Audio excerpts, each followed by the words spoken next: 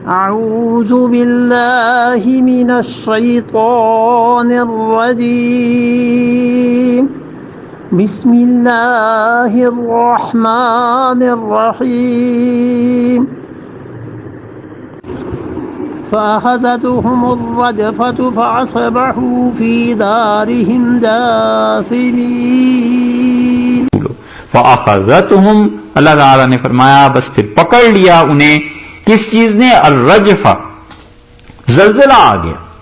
فأصبحوا، اور وہ ہو گئے فی دارہم، اپنے گھر میں جاثمین، الٹے، ان کے گھر ان پر الٹے ہو گئے، گھر میں وہ الٹے پڑ گئے، اوندھے ہو گئے.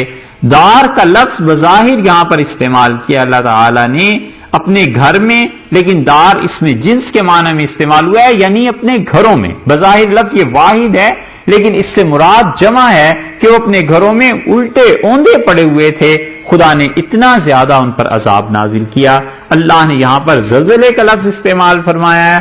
آپ اسے 19ویں پارے میں سورہ نمل میں دیکھیے، اللہ تعالی نے اس عذاب کو بھی ذکر کیا ہے، اور یہاں یہ کہا ہے کہ وہ قوم جو تھی نا، اس قوم نے کاٹ ڈالا تھا. وہاں ذکر فرمایا ہے کہ کن لوگوں نے اس اونٹنی کو مارا.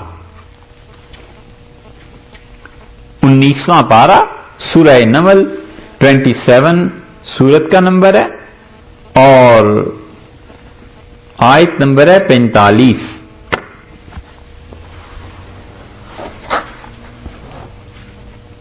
ملی وَلَقَدْ أَرْسَلْنَا إِلَىٰ ثَمُودَ أَخَاهُمْ صَالِحًا، اور ہم نے قوم سمود کی طرف بھیجے ان کے بھائی صالح علیہ السلام. أَنِ اعْبُدُوا اللَّهَ، انہوں نے کہا اللہ کی بندگی کرو بس، اور کسی کی عبادت نہیں کرنی. فَإِذَا هُمْ فَرِيقَانِ يَخْتَصِمُونَ، تو پھر وہ دو جتھے ہو گئے اور آپس میں لڑنے لگے، ایک ایمان والوں کا، ایک منکرین جو تھے ان کا. یہ پتا چلتا ہے کہ قوم دو حصوں میں بٹ گئی پوری.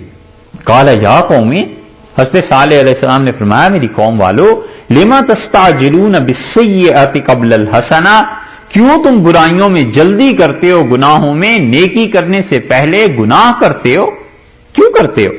لولا تستغفرون اللہ، کیوں نہیں اللہ سے تم استغفار کرتے، کیوں نہیں اللہ سے معافی مانگتے؟ یہ استغفار ایسی چیز ہے کہ پچھلے انبیاء علیہ السلام بھی اپنی قوموں کو تلقین کرتے رہے. انہوں نے کہا کیوں استغفار نہیں کرتے؟ لعلکم ترحمون، شاید کہ اللہ تم پر رحم کرے. 19واں پارہ ہے سورہ نمل. انہوں نے کہا اللہ تم پر رحم کرے گا. 46 نمبر آئے تھے.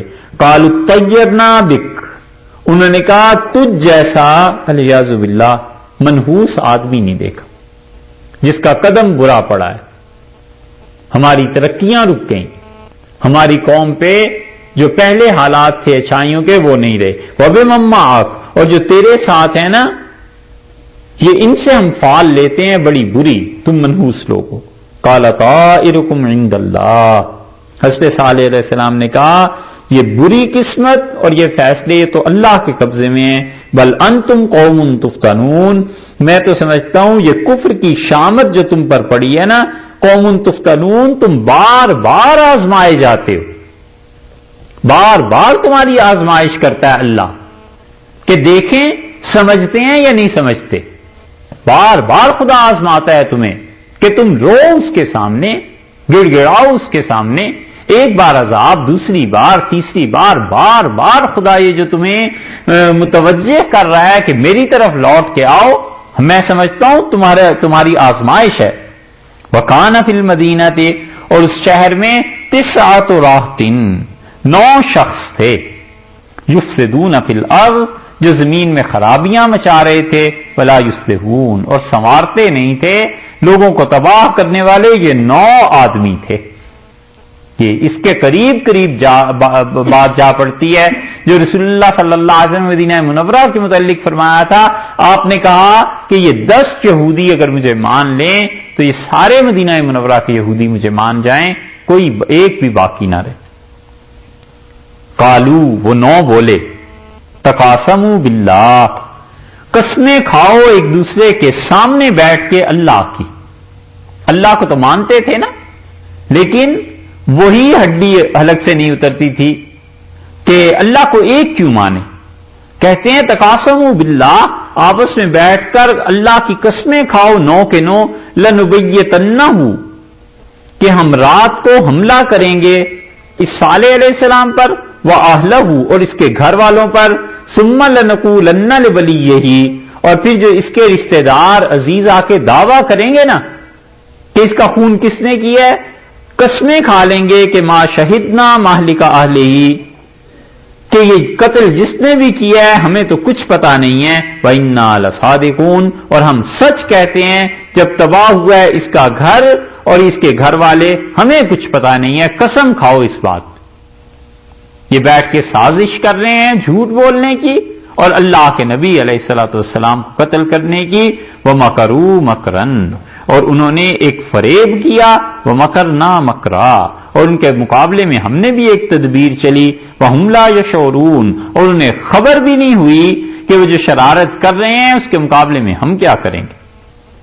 فَانظُرْ كَيْفَ كَانَ عَاقِبَةُ مَكْرِهِمْ، دیکھ پھر ان کا انجام کیسا ہوا جو فریب ہمارے ساتھ کرنا چاہتے تھے، أَنَّا دَمَّرْنَاهُمْ، ہم نے اٹھا اٹھا کر زمین پہ مارا، ہوا جو چلی اس نے اچھال کر زمین پہ مارا، وقومہم اجمعین، ان 9 کو بھی اور ان کی ساری قوم کو، فتلک بیوتہم، یہ پڑے ہیں ان کے گھر، خاویتم بما ظلموا، گرے ہوئے ہیں، ڈھہ پڑے ہیں ان کے گھر، یہ پڑے ہیں تبوک میں، دیکھو انہیں، ان فی ذالک لآیات لقوم یعلمون، اور اس میں بڑی نشانی ہے ان لوگوں کے لیے جو جانتے ہیں اور جن لوگوں کو کچھ خبر ہے، یہ اس سے سبق حاصل کریں۔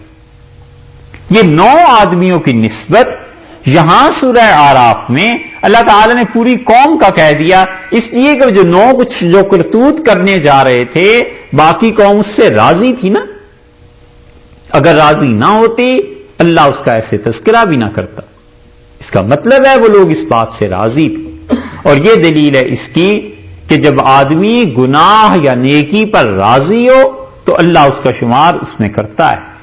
اسی لیے رسول اللہ صلی اللہ علیہ وسلم نے فرمایا کہ 2 آدمی 2 آدمیوں کے برابر ہو جاتے ہیں، ایک وہ جو برائی کے موقع پر ہوتا ہے یا برائی کو دیکھتا ہے اور وہ تمنا کرتا ہے کہ میں بھی اس برائی میں شامل ہوتا، تو فرمایا یہ بھی برابر ہو جاتے ہیں، اور جو آدمی نیکی کرتا ہے اور دوسرا تمنا کرتا ہے کہ کاش یہ نیکی کا موقع مجھے ملتا، وہ بھی برابر ہو جاتے ہیں، بغیر کیے میں آ جاتے ہیں، کیونکہ وہ مینٹلٹی ایسی ہو جاتی ہے کہ میرا بس چلتا تو علیہ باللہ یہ گناہ میں بھی کرتا، پب دیکھتا ہے شراب بک رہی ہے، بجائے اس کے کہ اللہ سے پناہ مانگتا، کم سے کم زبان سے ہی خدا سے پناہ مانگتا، دل سے نفرت نہ صحیح، زبان سے ہی خدا سے معذرت کرتا، تمنا پیدا ہوتی ہے کہ میرے پاس پیسے ہوتے میں بھی ایسی دکان کھول لیتا، کیسے پیتے ہیں یہ ہمارے، میں بھی ایسے ہی کرتا، نہ کرنے کے باوجود وہ گناہ ہو گیا۔